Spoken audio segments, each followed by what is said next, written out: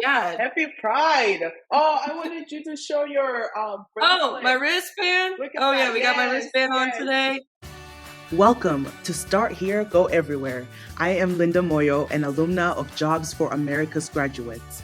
On this podcast, we bring you incredible guests from all walks of life, offering the skills to educate, inspire, and challenge you to succeed in both school, on the job skills, and in personal life, leading to productive and rewarding careers. Hi, everyone. I am Linda Moyo, and today I have Tori Buell with me, and she is the social and digital media manager for JAG National. How are you, Tori?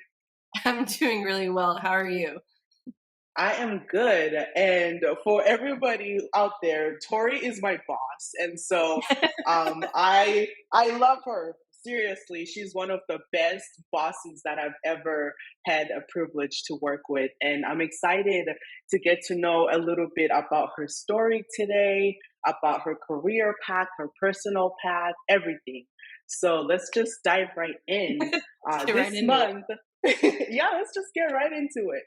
This Yes. month is Pride Month, Tori, and this is Mhm. something that you are very passionate about. So just tell me what Pride Month is and what it means to you.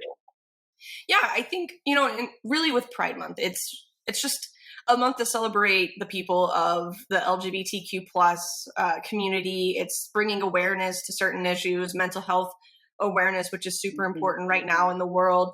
It's just bringing recognition to a whole community of individuals who, oftentimes do suffer from mental health, do suffer from not being accepted within communities, do suffer from, bills being passed for them, not being able to fully live their lives. And I Yeah. think this Pride Month is just particularly so much more important. Every Pride Month is important, but this one is a really, really big one. And I feel like just because of all the previous legislations that have been coming out, just the amount of like love and passion surrounding the community right Mhm. now is huge, and it was much needed. Um, we serve youth at JAG, and I follow organizations like the Trevor Project super closely, and they Mhm. released an article recently, a survey that was talking about LGBTQ plus youth and how 43% of youth had considered suicide in the last year. Wow. And a lot of that was Yeah. associated with how they've been treated being a part of this community. And I think this month, Mm. it's just such a huge thing to bring awareness to it. And I'm happy I'm the person on the JAG staff that gets to do it in this podcast. And I would be remiss if I didn't say how much I loved working with you, Linda, too. Well, thank you. And you just brought up something that's so important, something surrounding acceptance and belonging. And for the LGBTQ community, like many other communities, they are considered the other, the ones that don't belong. So, can you please share with us a little bit about your story of maybe belonging and acceptance within this community? Yeah, absolutely. I feel like, growing up, I always knew. I feel like I always kind of knew. I personally, I identify as a Yeah. lesbian. I'm very proud of it. I'm not very shy about saying it. But I feel like I always kind of knew growing up. I was that Yeah. kid that would run around. I lived in Florida initially, and I was that kid running around with like no shirt on. I was like tomboyish galore, playing football, like tackling people. Like that was me as a kid. And that didn't really Mhm. change too much throughout my life. I always played sports. I always, was really, really close. The people that I felt the safest around, were Yeah. really people within my community, whether I was out or not at that point in time. And I know that's not a very popular term, but we're going to use it in this context. But, in my story, I always I wanted to belong. I feel like I Mhm. had grown up in so many different groups of individuals. I was I was on sports teams. I did the band. I was just trying to find my place. And I think that was because I wasn't willing to initially accept what I already knew within myself when I was in high Yeah. school. I didn't necessarily accept this part of me. And it wasn't until I Mm. got to college that I kind of really embraced it. And I found just this whole side of me. And then the person I am today is because of me stepping out of my comfort zone and finally learning how to accept myself and realizing that it's not always about belonging. You'll belong in the group that you need to belong in. And I am so fortunate that I have a family that loves me. I have friends who love me for who I am. And right now they'll call me out if I'm not being like myself, but I also have the fortunate, I guess, experience. I never had to deal with a lot of the prejudices that people do get in this community. I feel like I feel really, really lucky, but I also feel really, really sad for people who can't come out, or, something is preventing them and they don't get to live their true, authentic lives because of that. Where I sit here with my partner who's not even 10 feet away from me, and we get to live our true lives. We get to live our true lives in a small town in Virginia, who has a strong LGBTQ plus community. So I think, my story and belongingness it's kind of rare in some occasions, but also not. But I know I always longed for it. And once I really did accept myself, I fully got there. And you start to care a little bit less about some things when you fully feel like you're being yourself. Yeah. So many youth just going day to day, it's hard to belong in about anything, whether that is sports, the band club, or whatever it is.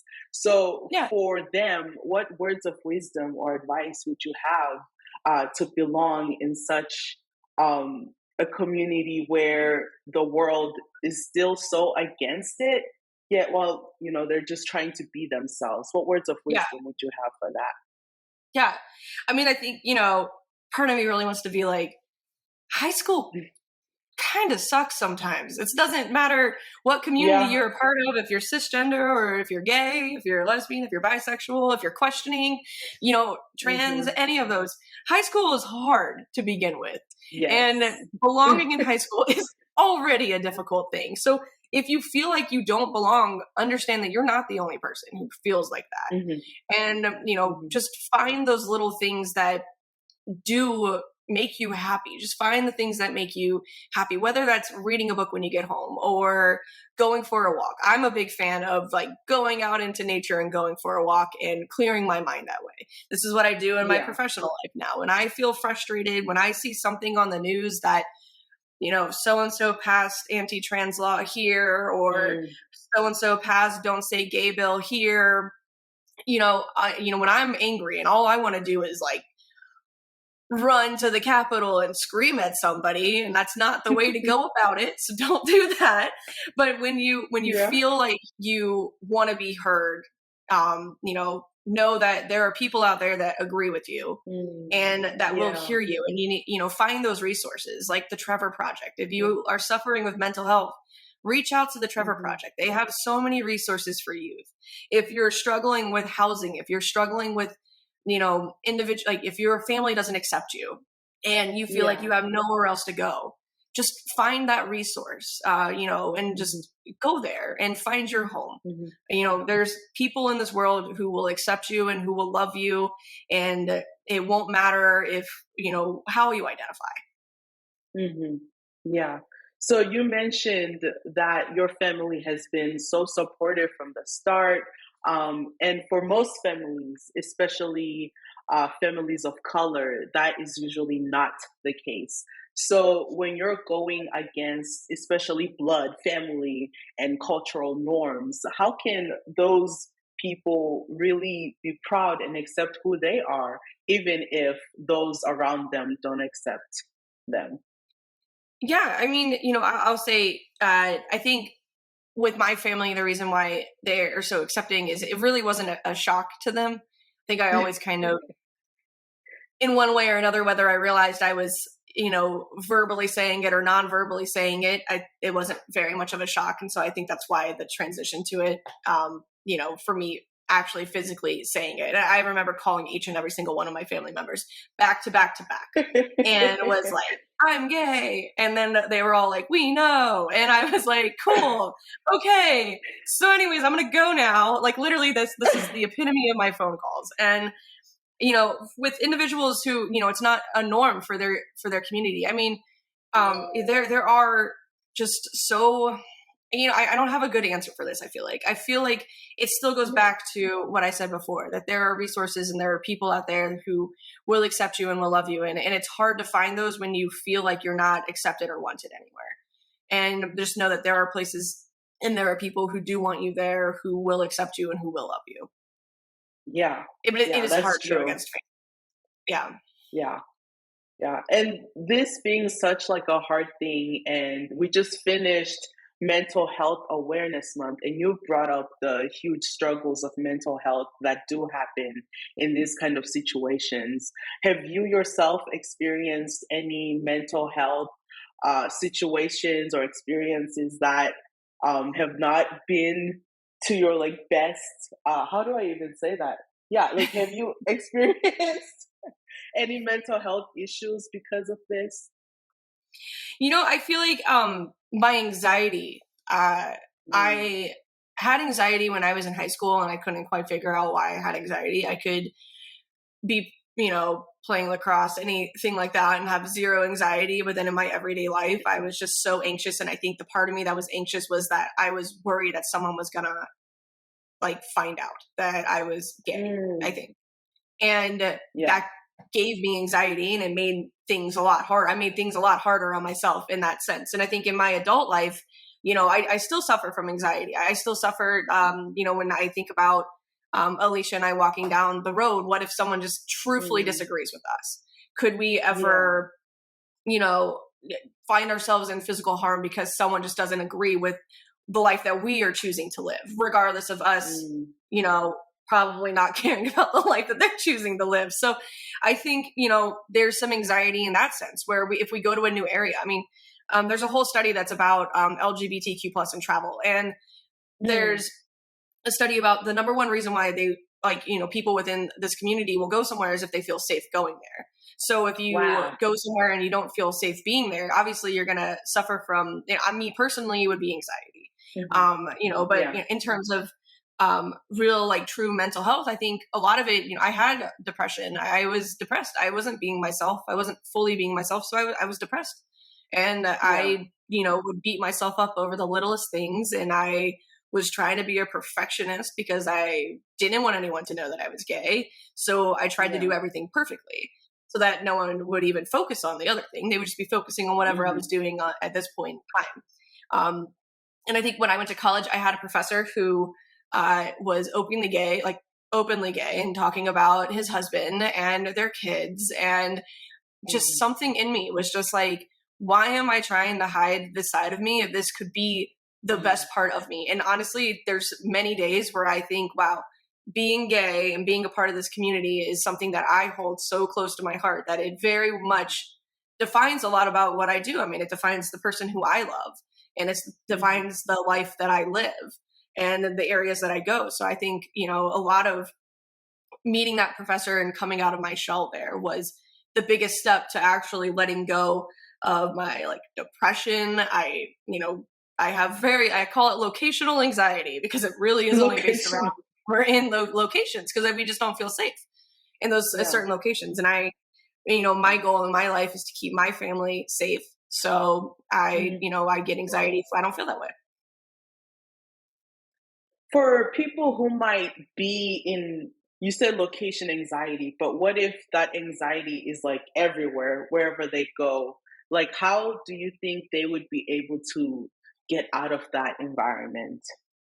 Yeah, I think it's really hard. I think a lot of it, that's a lot of situational things that would be hard to answer. And however long we have for this podcast, I think a lot of it has to do with legislations and passing of laws or not passing of laws. And, I think creating welcoming environments that aren't overly in your face, because there's definitely some places that will throw almost too much at you as someone in the LGBTQ plus. So I think stepping away from anxiety is such a really hard thing. And I honestly I would recommend, talking to someone. It never hurts. If you have the ability to go and talk to someone, there are so many people out there in this world who are willing to help people in this community who have the resources and the skills to do so. I talk to my therapist, I've had many, many, many phone calls right now. I could just text her on a dime and be like, I'm freaking out, and she will respond. And that's what I would say. Like, don't fear therapy. I know people put conceptions on therapy. They put conceptions on the LGBTQ plus community. They put, all of these things where, they make it what it's not. We're not a group of, this community is not a group of people who are trying to, whatever people may say, terrible things. We don't need to even get into them. But, therapy is not a bad thing to have. It's having someone on your side who can help you through the really dark, tough times. Yeah. And everyone has dark, tough times. So that is true. So I am interested in how you have navigated being a lesbian in your career world, because that's also a whole other, planet of things where it can get complicated. Being yourself, but yet having to get a job done, and then the work culture. So tell me about what your experience has been in that arena. Yeah, I mean, I think I'm really lucky in the sense too. I feel very lucky in my journey, to be quite honest. I feel very fortunate in the cards that I've been dealt comparatively. I know I have a lot of friends who have not been dealt the same cards. So I feel very lucky that, at JAG, everyone's really accepting. I kind of wasn't always upfront about my sexuality to everyone, but kind of once I was, everyone was very, very accepting of it. And so navigating it within the JAG family, piece of cake. It was not too much change there, which was nice. But in the world as a whole, I mean, there are certain things like when you talk about like people getting jobs because of how they dress or how their haircut is, or I have an undercut, I wear a messy bun most times, I have tattoos. That's not the general corporate vibe. I don't give off the corporate vibe. I think Linda can attest to that with our team meetings. I'm not necessarily the most corporate vibe sort of person, but I know, some people do suffer with that, where they do look a little bit more masked. They're a mask facing lesbian. And in the corporate world, they may not be as, respected as, say, a cis male, even though they present the same kind of way. So I think, when it's interesting to think about those types of stereotypical situations where they may be applying for an executive assistant role that someone's in an organization who may be very tenured there might be like, well, that's a female job. Yeah. That's going to get us into a whole nother topic. But, that might be a job for a certain, gender norm facing individual comparatively to, say, a non-gender norm facing individual. And I think that's, where people see the struggle. And that's something that I hope as a country, we move away from. I like my skills to speak for what I do. I like, I very much would rather and hope that it's because of my work is the reason why I have a job and move up in this world, and not for any other reason. Yeah. And you mentioned with that at the beginning of this work, you were a little bit shy to be expressive as you are or show your full self. Tell me why that was, and what made you start to feel like, heck yeah, this is me, this is Tori, and I'm showing you all of me. Yeah, I think it all goes back to, I didn't really know people. I didn't know the people at JAG. I mean, my journey, I've come from, I went to distilleries, I worked in breweries, I was kind of in the, public sector world for such a long time that I was going into something like nonprofit that I didn't know anything about nonprofits before I started working here. I mean, I knew about nonprofits, but I didn't know how to do communications at a nonprofit. That wasn't that wasn't what I was initially setting out to do in the world. And I think that had something to do with it. I had a little uncomfortableness inside of me because of I was still learning about nonprofits and how to communicate on behalf of one. But then I also feel like I didn't know the people that I worked with. I had come from organizations where I had worked there for, the second I graduated college to the second I left that job to come to JAG. And they were like my, I don't like to use the word family when it comes to work because, you're not a family, but they were like my neighborhood, right? You have, each of us had our own homes where we would help each other out, but it was just a nice culture. And I think I was shy because I didn't know anyone. I didn't know if I could trust them. I didn't know how they would feel about, I didn't know their thoughts on the LGBTQ plus community. And I will tell you, it is a lot easier to be fully open with someone if you know their viewpoints first. That is the easy way out. The bold way, and the way that I always picture it in my head, is that I'm going to come like out the gate being like, I'm gay. And we just move on from there. But I think, the more kind of finesse, maybe resorting back to being a scared high school kid again, really kind of stopped me from being fully open from the very beginning. Yeah. And do you think that will ever stop, like moments where you'll be in spaces where you just get back in your shell again and you're like, okay, now I have to try and come. Do you think that will ever stop? For me personally, or for the community as a whole? I would love to hear an answer for both. Okay. I think for me personally, no. I think there will always be situations where I may just kind of revert back just a touch, like maybe take a step back, maybe be a little less open about certain things. And I think that is a direct result of what is going on with the world today and within these laws that are being passed.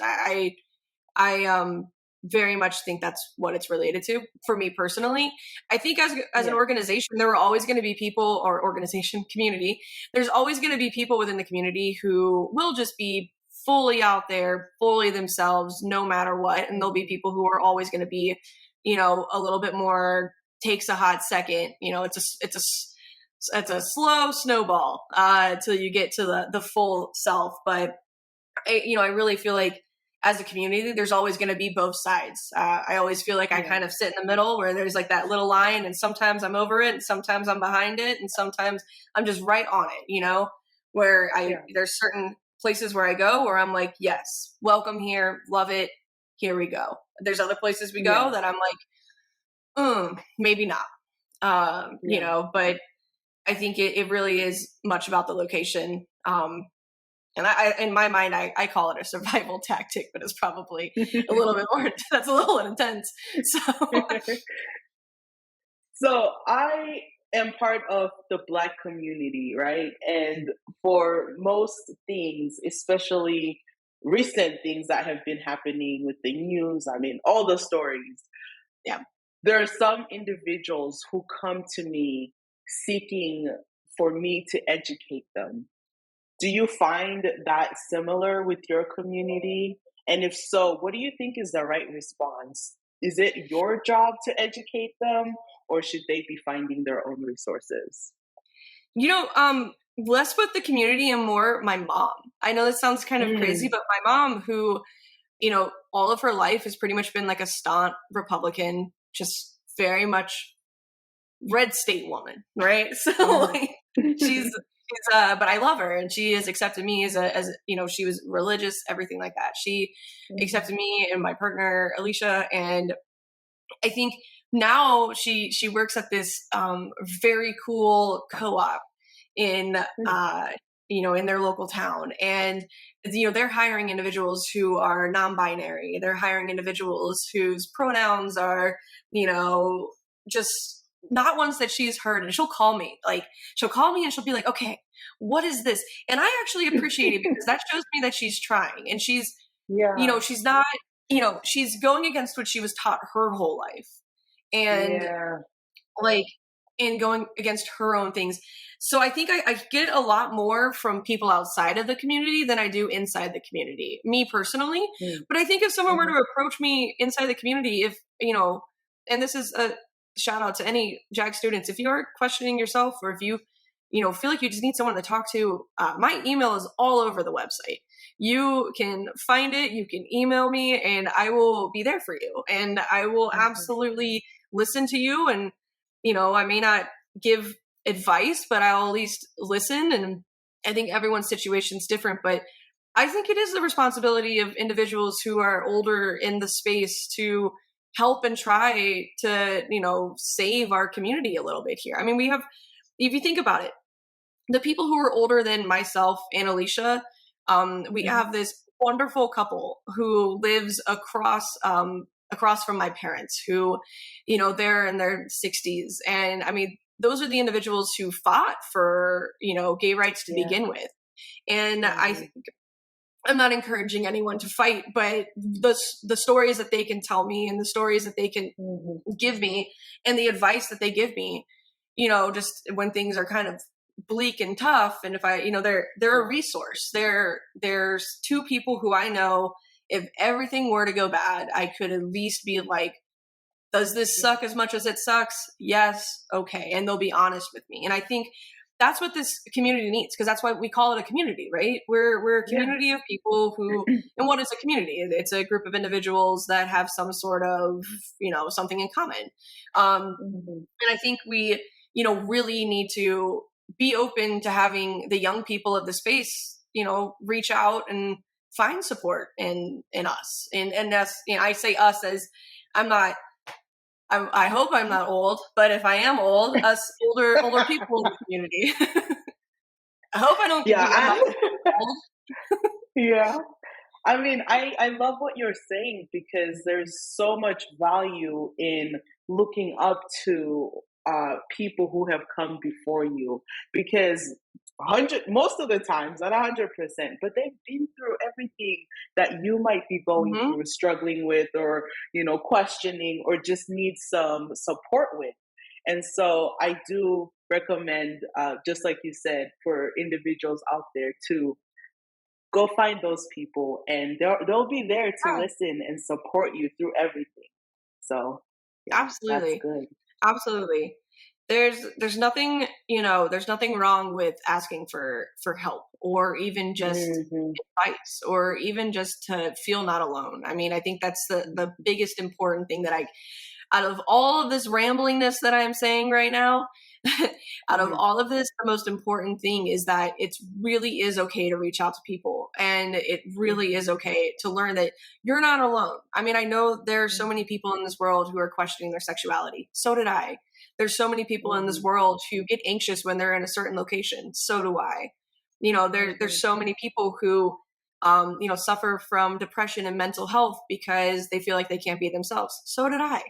So, when you hear like this and everything, just know that like, I'm not just the only one who has gone through that. There's so many people in this community who has felt and gone through, and sometimes gone through it real rough. And it's just important to know that you find your group, find your niche, find your person that you can just text and be like, today's the worst day ever. And they'll be like, it'll be okay. Tomorrow will be better. And just get you through. And I promise you, if you can get through all that tough stuff in the beginning, when you're questioning, when you're maybe being bullied in school for being authentically who you are, if you can get through all of that, there is so much on the other side that is worth it. I mean, I get to sit here in my apartment with the woman that I love, with our 2 dogs and our cat, and we get to walk around in our cute town that we live in, and we get to plan a future together. And I hope that this inspires people to, if you are suffering, reach out to someone. If you are, if you are feeling away, reach out to me. If you need to reach out to someone, I'll gladly be there. But just know that you're not alone, and that things do get better, even if you feel like they won't. Yeah. Tori, how are you going to be celebrating Pride Month? Or is it Pride Month every day? Because that's also it's Pride Month every day in our house. No, I think, I do believe that we will probably not do too much this month. We have a lot of family trips coming up, but that's kind of fun. I get to celebrate Pride with my family. And I'll tell you, yesterday morning I woke up and my sisters and my dad and my brother-in-law and my mom all texted Happy Pride, and it was Everyone at JAG messaged Happy Pride, and it was one of those moments where I was like, I feel really, really great in this moment, and that's enough celebrating for me. I go to bed by 9:30, so I need to. I don't celebrate too late. But I think coming up in Virginia, at least, Pride is actually in Virginia alone is celebrated in September, October frame. So we'll probably end up going down to the Pride parade down there. Probably not DC because we're going to be at the beach celebrating Pride there. But I say it's the little things, right? And if you're thinking about celebrating Pride, it doesn't have to be an all-out bash of rainbows and whatever associating flag that you have for your community. It could just be simply saying, this is really great. I really, it's just sitting there recognizing how truly special you are as an individual, and how much you bring to this community by bringing a new perspective, a new view, a new way of life. And I think that's the most important thing. That's the best way to celebrate. It's just realizing how special you are and how special this community is. Yeah. Tori, if you could go back to like your 16-year-old self, and you've talked a lot today about mentorship and having support system. If you right now could be your own support system to the 16-year-old Tori, what kind of conversations do you think would be happening between you two? I think it would be a lot about, it's okay, your family's not going to hate you. Like, it would be a lot about fully accepting and those worries that I had back then. It's okay, your school's going to, your friends are going to stay your friends. Well, not anymore. I mean, I don't have a single friend that I had in high school. That's just because I went to a different college and then all of them and never texted them again. That's a whole different story. But, I went off and I found myself and I kind of just left. And but your friends will still be your friends, or you'll find new friends who are going to be the greatest thing that ever happened to you. And you'll find a support system. I think a lot of it will be reinforcing that there is going to be a support system on the other side, that something that you couldn't even imagine. If you giving people a chance to show that they really are there for you. I think that was something that I feared so much, is actually giving people a chance. Because I was so afraid that giving them a chance was going to turn into bad for me. And so I think a lot of it would be talking about giving people a chance. I mean, what is the worst thing that could happen? They don't want to be your friend anymore. Then they're not worth being your friend then.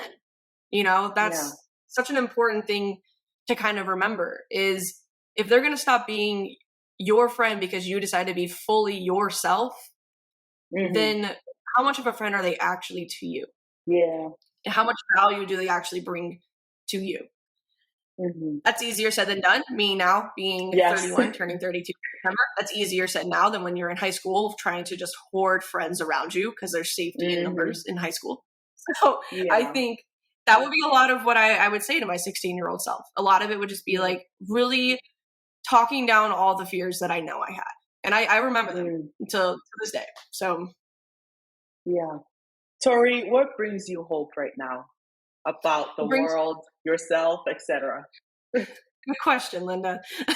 So, I think what brings me hope is what I have right now. Like I said, I get to live with the woman that I love, and we get to have our family, and we get to live in this great town, and that brings me hope every single day. When we talk about where our family's going to be, the fact that in this current time, I can still marry her and everything like that brings me hope. And I think what also brings me hope is there's so many more people coming out in support of the LGBTQ plus community, people who have big voices. That brings me hope too. And I know, when it comes down to it, there's just a lot that, when you think about the people who are coming out into the community, the people who are coming in support of the community, that's something to not be, forgotten. And I think that kind of helps me when I look at it, and I'm like, there's a lot of scary things happening in the world. I mean, there's a lot of scary things happening across the board in the world, not just in the LGBTQ plus community. But when you sit back and you look at the people who are coming into support, coming in to stand up for. I think that's also what brings me a lot of hope in a time where it is hard. It is hard to have hope in this day and age. You can have hope for little things like, oh, I hope I get into this college, or I hope I get approved for this car, or I hope, those little, I hope we can buy a house eventually, those kinds of things. But the real big hope where it's like, I hope our right to get married doesn't ever go away. I think those are the things where when you have these big voices come into the space in support of the space is where I actually feel like makes a difference for me personally. Maybe not everyone, but for me. Yeah. Well, Tori, thank you so much for this conversation. And I truly want to acknowledge you and say that the person that you are today is inspiring so many people, especially any person who might be listening to this is like, wow, that Tori, that's a cool person right there. And like, she's happy, she's living her life, and maybe I can do that. So you're broadening the world for people out there. And just hearing your life story and having supportive people, but yet going through those journeys where you've struggled with anxiety and depression and just accepting yourself, which is one of the hardest things that individuals or anybody can have. Anyone. It's hard to do that for anyone. Yeah. And so for you to constantly be in that journey, that's incredible. And thank you for sharing your story. Thanks for listening. If you enjoyed this episode and you'd like to help support the podcast, please share it with others, post about it on social media, or leave a rating and review. To catch all the latest things, you can follow us on Instagram and Facebook at JAG Students. Thanks again, and see you next time.